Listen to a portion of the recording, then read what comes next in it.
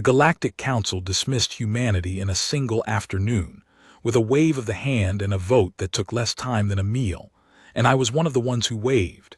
And years later, when Earth returned with the fleet that everyone now calls unstoppable, I was still on the council, and I watched that fleet arrive, braced like everyone else for the vengeance of the scorned, and what I saw coming was not at all what we feared.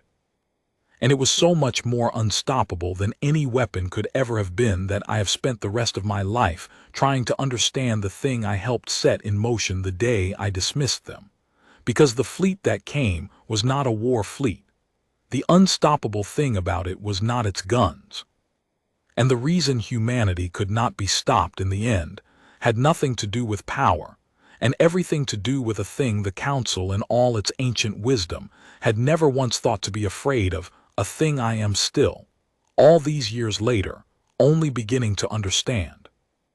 Let me tell you about the dismissal first, because I was there, and because I was guilty, and because you cannot understand the unstoppable fleet without understanding how completely we waved them away.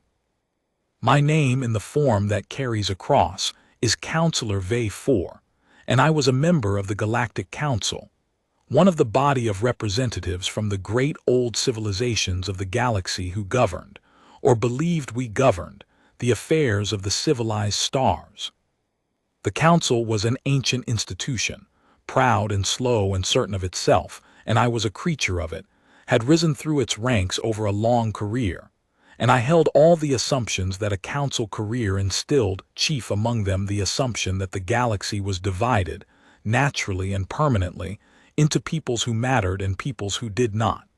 This was not cruelty in our minds. It was simply realism. The galaxy was vast and full of peoples, and most of them were minor, small worlds, young species, populations of no great size or strength or strategic weight, peoples who came and went and rose and fell without ever troubling the great currents of galactic affairs. The Council concerned itself with the peoples who mattered, the great old powers, the significant blocks, the civilizations whose actions shaped the galaxy. The rest, the minor peoples, the insignificant ones, we acknowledged when we had to and otherwise did not think about, the way you do not think about the grass. I had not always held these assumptions as consciously as I held them by the time humanity came before us, but I had absorbed them so thoroughly across my long career that they had become invisible to me, the water I swam in rather than ideas I could examine. You have to understand how a council career shapes a being. From my earliest days in the institution, I was taught not in words, but in the thousand small lessons of how things were done, that the galaxy had an order and that the order was correct, and that my role was to serve it. The great powers mattered. One learned their names, their interests, their sensitivities, the careful dance of keeping them content. The minor peoples did not matter. One learned to process them efficiently, to handle their petitions and their grievances with the minimum necessary attention, to keep them from disrupting the important work of managing the powers that actually shaped events. This was simply competence, as the Council understood competence. A good counselor was one who could tell the difference between what mattered and what did not, who did not waste the Council's time and attention on the insignificant, who kept his focus on the great currents and let the small ones flow past unremarked. I was a good counselor by this measure. I had a fine instinct for significance, for who was worth attending to and who was not, and I had been rewarded, across my career, for the accuracy of that instinct. So when humanity came before us, my instinct did its practiced work and assessed them and returned its verdict: insignificant, not worth the Council's attention, a minor matter to be processed and forgotten. My instinct had never been wrong before, or so I believed. It was about to be wrong in the largest possible way, and the wrongness would take years to reveal itself. And by the time it did, the instinct that had served me my whole career would be exposed as the very thing that had blinded me to the most important development in the galaxy of my lifetime. Humanity came to us as one of the minor peoples, and we dismissed them as one. I remember the session. They had petitioned for a fuller standing in the council, the humans a greater voice, a real seat, recognition as a people of consequence, and their petition came before us, and we considered it for the length of time we considered such things, which was not long. They were not by any measure the council used a people of consequence. They were new. They were small, one world and a scattering of young colonies. They had no great fleet, no vast economy, no strategic weight, nothing that registered on the instruments by which the council measured who mattered. They were, in the cold assessment of the galaxy's governing body, insignificant, a minor species making an immodest request, asking to be treated as though they mattered when, by every metric we trusted, they did not. And so we dismissed the petition. We did not even debate it much.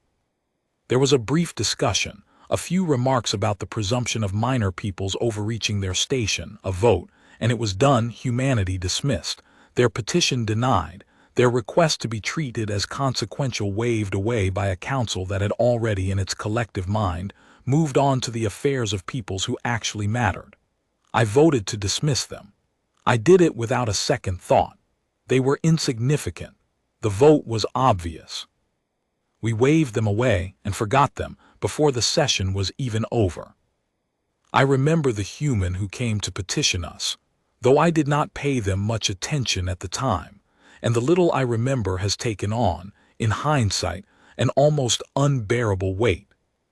It was a single envoy, I believe, or a very small delegation. The humans had not been able to muster much of a presence, which we took, of course, as further evidence of their insignificance. The envoy spoke well. I will grant that now, though at the time I barely listened. They made their case for fuller standing with a quiet dignity, laying out what humanity was and what it hoped to contribute, and why it believed it deserved a real voice. And there was no arrogance in it, none of the bluster we might have respected more, just a calm, earnest appeal to be taken seriously, to be recognized as a people of worth. And we did not take it seriously, precisely because it was calm and earnest and modest. A people that truly mattered in our understanding did not need to ask quietly to be recognized. A people that truly mattered made itself impossible to ignore. The humans were asking politely. Therefore they could be refused politely and forgotten.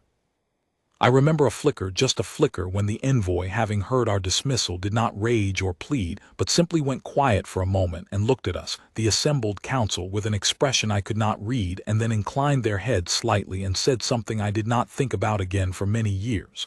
They said, as near as I can render it, "I understand. Thank you for your time. We'll let our work speak for itself." And then they left. We thought nothing of it. We'll let our work speak for itself. It sounded to our ears like the face-saving gesture of the defeated, the small dignity a refused petitioner clings to on the way out the door. We did not hear it for what it was, which was not a face-saving gesture at all, but a statement of precise and literal intent. A quiet promise, made to a council that was not listening, that humanity would go away and do exactly that. Let their work speak. And their work, in the years that followed, would speak more loudly than any voice in that chamber, and say a thing none of us were prepared to hear. I want to be honest about the quality of the dismissal because the quality of it matters. We did not hate the humans. We did not fear them. Hatred and fear are things you feel toward a people you take seriously, and we did not take the humans seriously at all. Our dismissal was worse than hatred. In its way, it was indifference. The complete and casual indifference of the powerful toward the powerless, the indifference that does not even rise to the level of contempt because contempt would require us to think about them, and we did not think about them. The humans, after their dismissal, simply ceased to exist as far as the council was concerned. They were a minor petition that had been denied, a small matter resolved, a people of no consequence sent back to their corner of the galaxy to do whatever it is that insignificant peoples do. We did not watch them. We did not track them. We did not give them another thought. The council's attention moved on to the great affairs of the great powers, and humanity dropped out of our awareness entirely, the way the grass drops out of your awareness the moment you have finished walking across it. I have thought a great deal since about the machine of dismissal we had built, because it was a machine, a vast and ancient and efficient machine, and it ran the whole galaxy, and almost no one questioned it. The galaxy was sorted from top to bottom by significance, and the sorting was not written down anywhere, was not a law, was simply the shared understanding of everyone who held power, a hierarchy so old and so total that it felt like a fact of nature rather than a thing anyone had decided. At the top were the great powers, the ancient civilizations, the peoples who commanded fleets and economies and the deference of all the rest. Below them, the significant blocks, the peoples large enough or strong enough or useful enough to the great powers to warrant attention. And below them, vast and uncounted, the minor peoples, the small worlds, the young species, the populations of no consequence, the grass. And the dismissal of the minor peoples was not an occasional act but a constant condition, the permanent background state of the galaxy, the unexamined assumption beneath all our governance. That most peoples did not matter, that significance was rare and concentrated at the top, that the proper attention of power flowed only upward, toward the great, and never downward toward the small. We did not think of this as injustice. We thought of it as order, as realism, as the simple acknowledgement of how things were. And it had worked. This machine of dismissal, for a very long time, had sorted the galaxy and kept it sorted, had told every people its place and made most of them believe it, had concentrated significance at the top and kept it there, generation after generation, world without end. We did not know, dismissing humanity, that we were about to meet the first people who would simply refuse to believe the machine. We did not know that the whole vast edifice of galactic significance, the entire hierarchy we had mistaken for a fact of nature, rested on the single assumption that the dismissed would agree to be dismissed, and that humanity was about to decline. That was our mistake. Not the dismissal itself exactly, though the dismissal was unjust, but what came after the dismissal, the not watching, the not thinking, the complete withdrawal of our attention. Because while the council was not watching, while the great powers concerned themselves with their great affairs and humanity dropped out of all our awareness, the humans were doing something. Quietly, persistently. Year after year after year, in the corner of the galaxy where we had sent them, beneath the notice of a council that had decided they did not matter, the humans were building.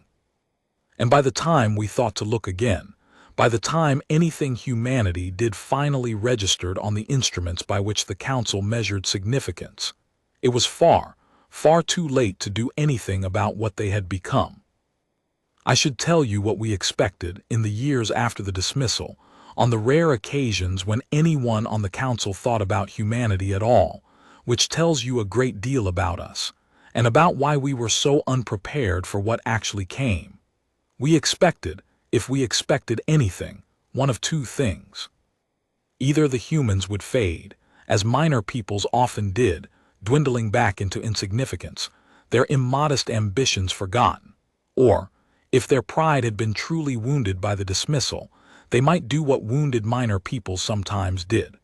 Nurse their grievance, build what little strength they could, and eventually return to make some doomed gesture of defiance, some small futile show of force that the council would have to swat down. Those were the only two futures we could imagine for them, because they were the only two futures our assumptions allowed. A dismissed people either accepted its insignificance or raged futilely against it. Those were the options. It did not occur to us, it could not have occurred to us, given everything we believed, that there was a third thing a dismissed people might do. It did not occur to us that humanity might simply ignore our verdict on their significance and go become significant anyway, not through fleets or defiance or any of the things the council understood, but through the one thing the council had never thought to measure, the one thing that turned out to be more unstoppable than any armada. They might simply go and live and build and grow and help, and weave themselves so thoroughly into the fabric of the galaxy that the question of whether they mattered would answer itself, permanently, beyond any council's power to dismiss. That's where I have to stop this first time.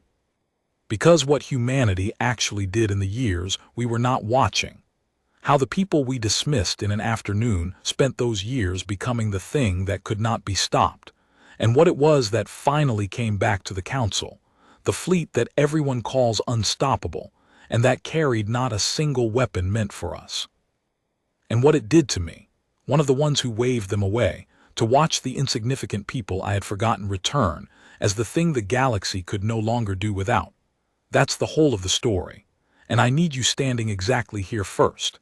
In the great chamber of the Galactic Council, a body of the proud and the powerful waving away a minor people in the time it takes to eat a meal, certain we had settled a small matter of no consequence.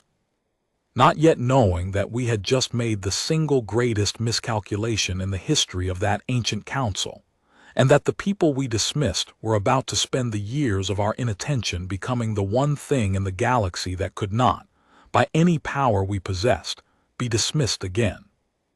The first sign that something was wrong with our assumptions came not as an alarm, but as a series of small, unremarkable facts that, individually, none of us thought to connect. It happened slowly, over years, the way the most important things usually do. A council functionary would mention, in passing, that a certain trade route in a minor region had become unexpectedly reliable, its goods always available, its prices always fair, and would note, if anyone asked, that the humans seemed to be running a good deal of it now. A report on some distant relief effort after a disaster on a small world would mention that human ships had been first on the scene, as they so often were lately. A discussion of some regional economy would touch on the fact that a great deal of its quiet essential work, the hauling, the building, the mending, the patient unglamorous labor that keeps a civilization running, was increasingly being done by humans who had spread, it seemed, into a great many places, and who had a way of making themselves useful wherever they went. None of these facts alarmed anyone. Why would they? They were small, scattered, the kind of minor administrative details that never rose to the level of council concern. The humans running a trade route, helping after a disaster, doing the quiet work of a dozen regions. These were not the actions of a threatening power. They were not fleets or conquests or anything the council knew how to be afraid of. They were just humans being useful in a growing number of places beneath our notice, the way they had always been beneath our notice. I learned much later the texture of what that usefulness had actually looked like on the ground, in the small places where it happened, and one story stayed with me because it was so typical of the thousand stories like it. There was a small world, a minor people, on the edge of nowhere that had been struggling for a long time, failing infrastructure, a dwindling economy, the slow, quiet decline of a place too insignificant for any great power to bother with. The council had a file on it somewhere, no doubt marked low priority, never opened, and the humans came. Not as conquerors, not as saviors making grand speeches, just as ordinary human settlers and workers and traders, drifting into a place that needed hands because it was a place where there was work to do and a life to be made. And they stayed and they worked, and over years they helped that small world rebuild, repaired what was broken, restarted what had stalled, taught and learned and married into the local population, and became, by slow increments, part of the place. And the small world which had been dying began to live again, not because of any great intervention, but because a steady stream of humans had decided it was worth living in and had simply gone about the patient work of making it so. That small world loved the humans, I am told, in the uncomplicated way you love the people who showed up when no one else would. And there were 1,000 worlds like it, 1,000 small forgotten places that the great powers had written off and the humans had quietly adopted, not out of strategy, not out of any grand design, but simply because the humans went where there was life to be lived and work to be done, and a great deal of the galaxy, it turned out, was exactly such places, exactly the overlooked and the struggling and the written off that the proud never bothered with. The humans gathered up the galaxy's discarded places, one by one, and made them thrive. And in doing so, without anyone important noticing, they became the people that an enormous portion of the galaxy depended on and loved. And that, I understand now, was exactly how they did it. That was the whole of their unstoppable strategy, though I doubt they ever thought of it as a strategy at all. While the Council watched the great powers and their great affairs, humanity went into all the spaces the great powers did not bother with, the minor routes, the small worlds, the unglamorous necessary work, and they simply did it and did it well, and kept doing it, year after year, spreading, building, helping, becoming, without anyone important noticing, the people who actually made an enormous and growing portion of the galaxy function. They did not conquer territory. They settled it, worked it, wove themselves into it. They did not demand significance. They became significant quietly by becoming indispensable, by making themselves the people you called when you needed something built or hauled or fixed or saved, until one day a vast swath of the galaxy's ordinary functioning ran, in some essential way, through human hands, and no one on the Council had noticed it happening, because we had been watching for fleets, and what humanity built was not a fleet. It was a presence. It was a web. It was the slow, patient, unstoppable weaving of a people into the very fabric of galactic life, thread by thread, year by year, in all the places we were too proud to look. By the time the Council noticed, really noticed, with alarm, the way we should have noticed years before, the situation was already beyond anything we could undo. There came a session, I remember, when the reports could no longer be ignored, when someone finally assembled all the small scattered facts into one picture and presented it to the Council, and the picture was staggering. Humanity was everywhere. Not in the sense of conquest. They held no great territories, commanded no great fleets, had taken nothing by force, but in the sense that mattered far more. They had become woven into the daily functioning of a huge portion of the galaxy. They ran essential trade. They did essential work. They had settled, by quiet increments, into countless regions and made themselves useful, and become, in 1,000 small ways, load-bearing. The people whose absence, were they suddenly to withdraw, would cause a great deal of the galaxy to simply stop working. The minor people we had dismissed in an afternoon had spent the years of our inattention making themselves indispensable to the very civilization that had dismissed them, and we had not noticed, because indispensability does not announce itself, because the people who quietly keep everything running are precisely the people the proud never think to watch. I was in the chamber for the session when the picture was finally assembled, and I will never forget the quality of the alarm that moved through us, because it was not the clean, sharp alarm of a recognized threat, but something murkier and more disturbing. The alarm of beings discovering that the ground has shifted beneath them while they were looking elsewhere. A counselor I knew, a careful, methodical being who handled regional economic matters, had spent months pulling together the scattered data, and they presented it to us plainly, region by region, sector by sector, and the picture built and built as they spoke, and I watched the faces around the chamber change as it built. This region's essential trade, substantially human-run. That sector's critical infrastructure work, largely human. This block's disaster response, its logistics, its supply chains, the patient, unglamorous labor underpinning its whole economy, woven through at every level with humans.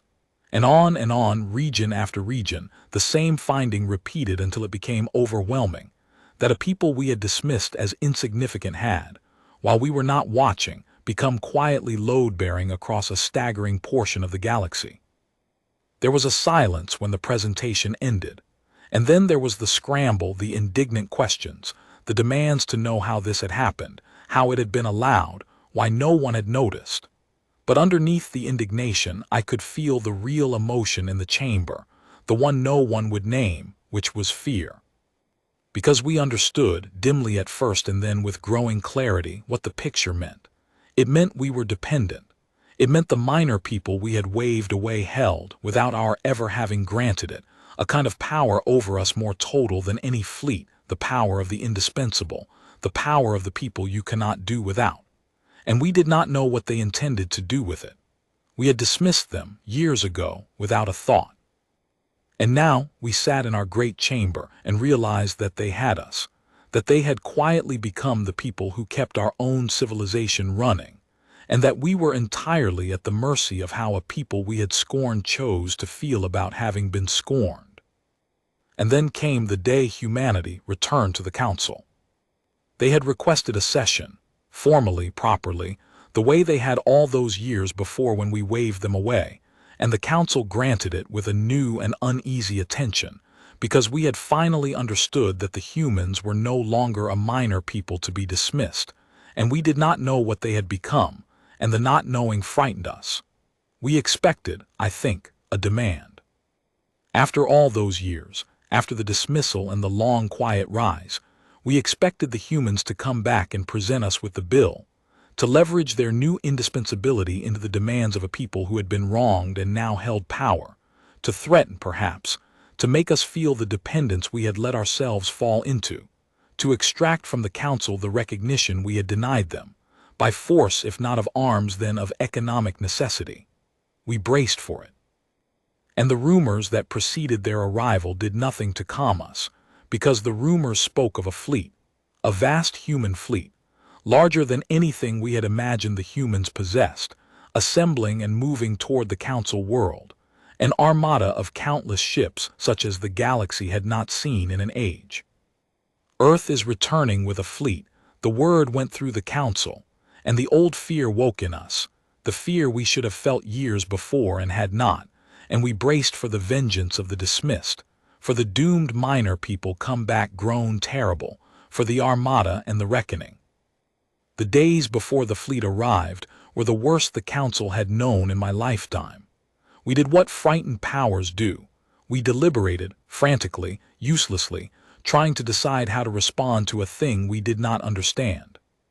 Some argued for a show of force, for assembling our own fleets to meet the humans, and were answered grimly by those who pointed out that we did not actually know the extent of human strength, that we had been blind to their rise for years and might be blind still, that to meet an unknown fleet with force might be to invite exactly the catastrophe we feared.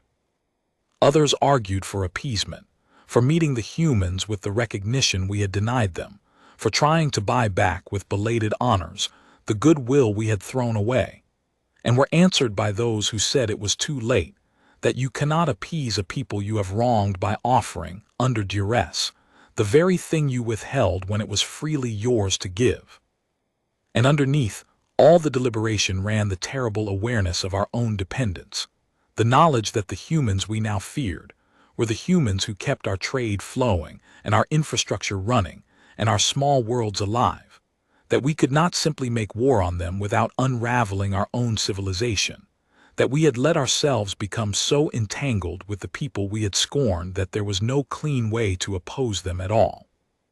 We were trapped, and we knew it, trapped by our own years of inattention, and we waited for the human fleet with the helpless dread of beings who have realized, far too late, the magnitude of a mistake they cannot undo.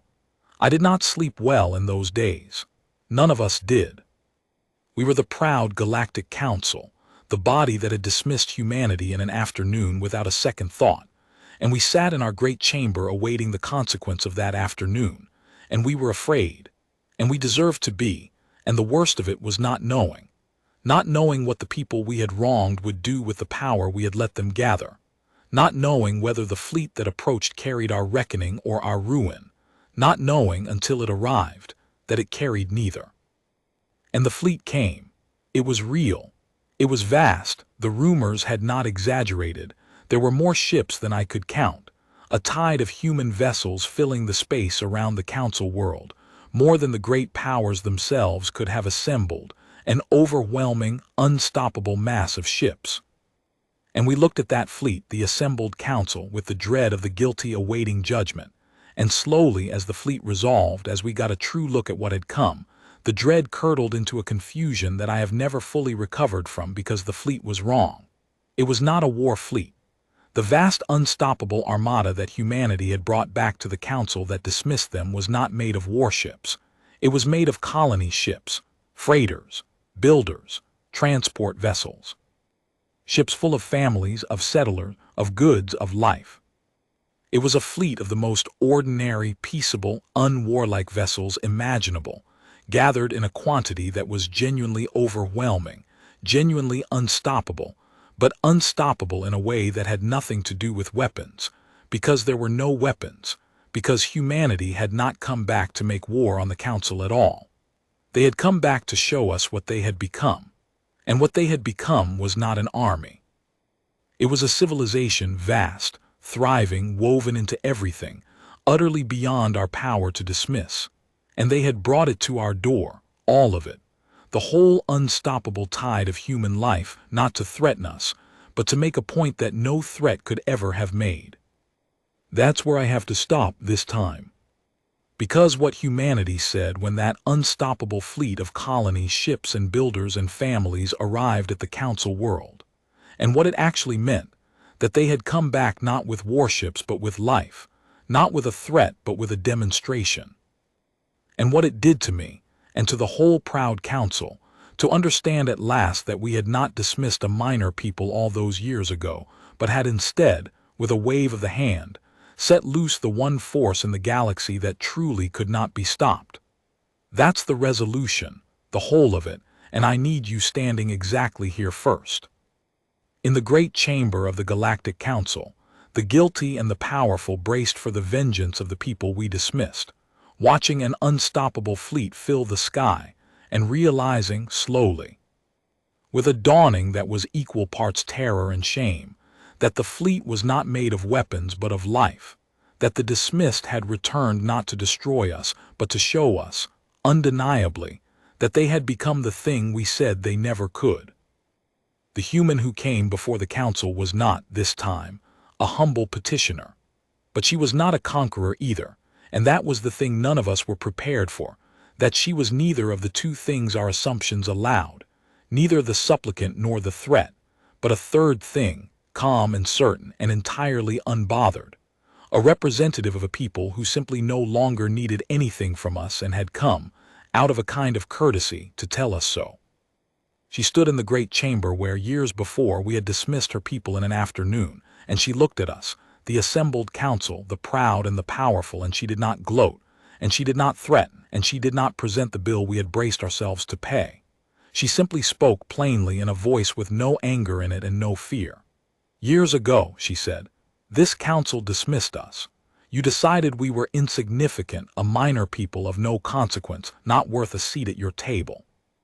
You were entitled to your opinion, and I want you to know that we have not come back here for an apology, or for revenge, or even really for the seat you denied us.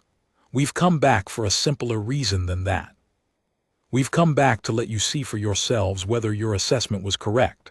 And she gestured slightly at the viewports, at the vast unstoppable fleet of colony ships and builders and families filling the sky beyond, the tide of human life that had come with her. That's not a war fleet, she said. I think you've worked that out by now. We didn't bring it here to frighten you. We brought it here because you would not have believed a report, and you needed to see it, to see what the insignificant people built, in the years you weren't watching. That fleet is colony ships and freighters and builders and families. It's a civilization. It's what we became after you told us we were nothing. We went out into all the places you didn't care about, and we built a life there, and we made ourselves useful, and we grew, and we are now, and I say this not as a threat but as a simple fact you already know, woven into the functioning of a great deal of your galaxy. You cannot dismiss us anymore, not because we'll stop you if you try. Because there's nothing to dismiss anymore, there's only a people who are everywhere doing the work, keeping the lights on, too much a part of everything now to be waved away. You didn't make us insignificant all those years ago. You just made us stop asking your permission to matter. I watched the Council receive those words, and the receiving of them was its own kind of reckoning, because there was no answer to be made.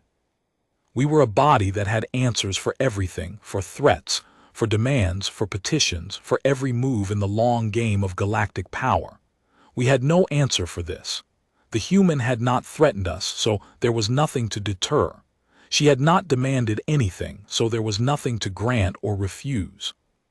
She had simply stated the truth, that humanity had become significant, indispensable, woven in, beyond our power to dismiss.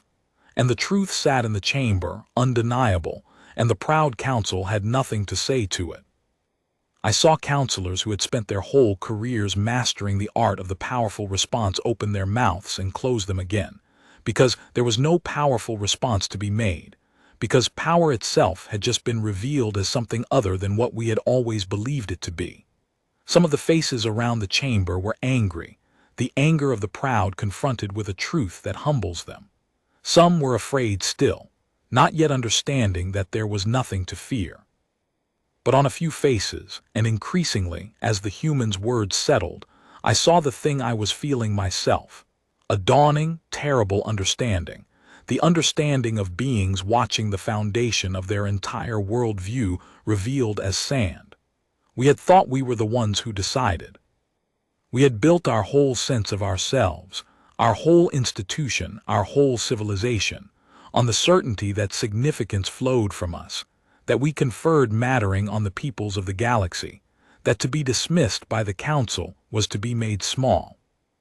And a calm human woman had just stood in our chamber and shown us, without raising her voice, that it had never been true, that we had decided nothing, that the people we waved away had simply gone off and made themselves matter without us, and that our great power to dismiss had always been, at bottom, nothing but everyone else's agreement to be dismissed.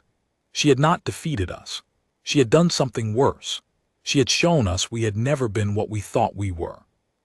The chamber was silent, and I sat in that silence, one of the ones who had waved her people away, and I understood with a slow and total clarity the thing we had done and the thing humanity had done in return, and the understanding remade me. Because she was right, completely right, and the rightness of it went all the way down to the foundations of everything the council believed. We had thought significance was a thing the council conferred, that to matter in the galaxy was to be recognized by us, granted standing by us, admitted by us to the company of peoples who counted. That was the whole basis of our power, the belief that we decided who mattered. And humanity had quietly, patiently, over years of being ignored, proven that the entire premise was false. Significance was not a thing the council conferred. It was a thing you built by living, by working, by making yourself genuinely useful to the world around you, by becoming woven into the fabric of things, and once you had built it, no council on earth could take it away, because it did not depend on the council's recognition at all. Humanity had not needed our permission to matter. No one ever had. We had simply convinced everyone, for a very long time, that they did, and humanity, by ignoring our verdict and going off to matter anyway, had exposed the oldest and most fundamental lie of the council's power, that the powerful decide who is significant. The powerful decide nothing of the kind. Significance is built, not granted, and a people who understands that can never truly be dismissed, because their worth was never in the council's hands to begin with. I spoke to the human envoy afterwards, sought her out, when the session had broken and the council had scattered into its frightened murmuring clusters, because I needed, for reasons I could not fully name, to say something to her, though I did not know what. I found her preparing to depart, calm as she had been throughout, and I went to her, one of the ones who had waved her people away all those years before, and I did not know how to begin, and so I simply told her the truth. I told her that I had been there at the dismissal, that I had voted to wave them away, that I had thought them insignificant and had been wrong, and that I was sorry.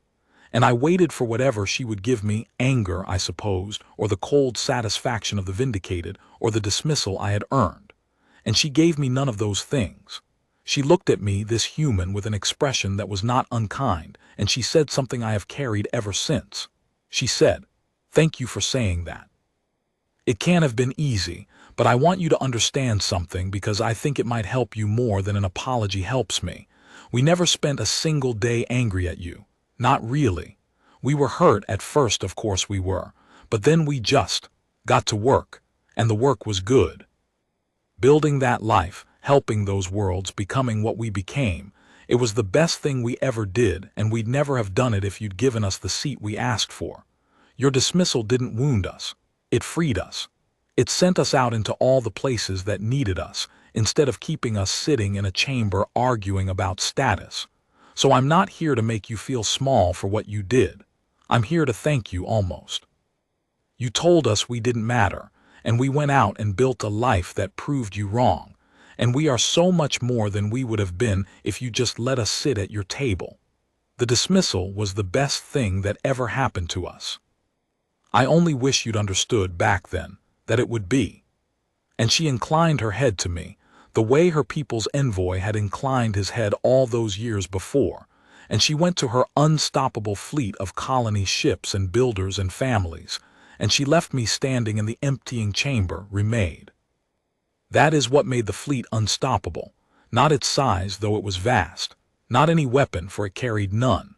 The fleet was unstoppable because it was the physical proof of a thing that could not be unproven, that humanity had become significant without our permission, indispensable without our recognition, woven into everything beyond our power to unweave. You cannot stop that. There is no weapon against it. You cannot bomb a people for being useful. You cannot expel a tide that is already in every harbor, doing the work everyone depends on. You cannot dismiss a people who keep your own civilization running. The unstoppable thing was not the fleet's force. It was the fleet's existence, the simple, undeniable physical fact of a thriving human civilization that had built itself, in plain sight and beneath our notice, into a thing the galaxy could no longer do without. We had dismissed them as insignificant. And they had returned years later, having made themselves so significant, so woven in, so indispensable, that the dismissal was not so much defied as rendered simply, permanently, impossible. You cannot dismiss the ground you stand on. And the proof of what humanity had taught us spread far beyond that one chamber, because once the lie was exposed, it could not be rehidden. The galaxy had watched, all of it. All the peoples had watched the minor people the Council dismissed return as a thing the Council could not dismiss, and the watching changed everything. Because every minor people in the galaxy, every small world and young species and overlooked population that had spent its existence believing the Council's verdict on its own insignificance, saw what humanity had done and understood all at once, that the verdict had never been binding. That significance was not granted from above, but built from within.